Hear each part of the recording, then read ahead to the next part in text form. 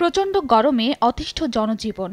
গরম থেকে রক্ষা পেতে বৃষ্টির জন্য ইস্তিসকার নামাজ আদায় করেছেন মুসল্লিরা। মঙ্গলবার সকালে খুলনা নগরীর শহীদ হাদিস পার্কে এ নামাজ আদায় করা হয়। মহানগরীর বিভিন্ন এলাকা থেকে নামাজ পড়তে আসেন ধর্মপ্রাণ মুসল্লিরা।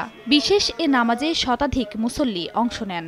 মহান আল্লাহর কাছে মোনাজাতে বৃষ্টির জন্য প্রার্থনা করেন তারা। এ সময় কান্নায় ভেঙে পড়েন মুসল্লিরা। সুন্নাতের আমল হিসাবে আমরা সলাতুল ইস্তিসকার নামাজ আজকে আদায় করলাম, যেন আল্লাহ তাআলা উসিলায় আমাদের দেশের আবহাওয়াকে পরিবর্তন করে সুশীতল করে দেন, মানুষ যখন কষ্ট থেকে মুক্তি পায়। রোদের তাপ তো অত্যন্ত তাপ, এই জন্য শুনলাম যে ইস্তিসকার নামাজ হবে বৃষ্টির জন্য, এই জন্যই আসলাম। ইস্তিসকার নামাজটা পড়লাম, আল্লাহ যেন আমাদেরকে সহি সালামতে বৃষ্টি দান করে। বিকাশে কম খরচে ক্যাশ আউটের লিমিট বেড়ে 50,000, প্রিয় এজেন্টও 2টা।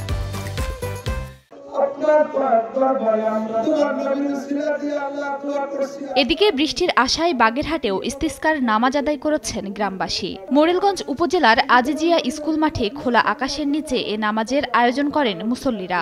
নামাজে বিভিন্ন এলাকার 5 শতাধিক নানা বয়সী মানুষ অংশ নেন। গরম থেকে রক্ষা পেতে নামাজ ও মোনাজাত পরিচালনা করেন পৌরসভা বাজারের মসজিদের খতিব মাওলানা মোহাম্মদ আলী। তীব্র গরম থেকে পরিত্রাণের জন্য আল্লাহর কাছে পানি চেয়ে চুয়াডাঙ্গা শহরের টাউন ফুটবল মাঠে ইস্তিসকার নামাজ আদায় করেন এলাকাবাসী।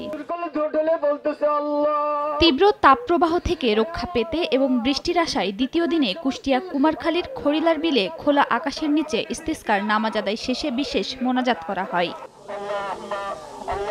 এছাড়া রাজধানীর আফতাবনগর ঈদগাহ মাঠে সলাতুল ইস্তিসকার সালাত আদায় করেন আলেম উলামা ও ধর্মপ্রাণ মুসল্লিরা। বৃষ্টির জন্য বিশেষ দোয়া ও মোনাজাত পরিচালনা করেন আস সুন্নাহ ফাউন্ডেশনের চেয়ারম্যান শায়েখ আহমদুল্লাহ। খাদিজা স্বপ্না, সময় সংবাদ।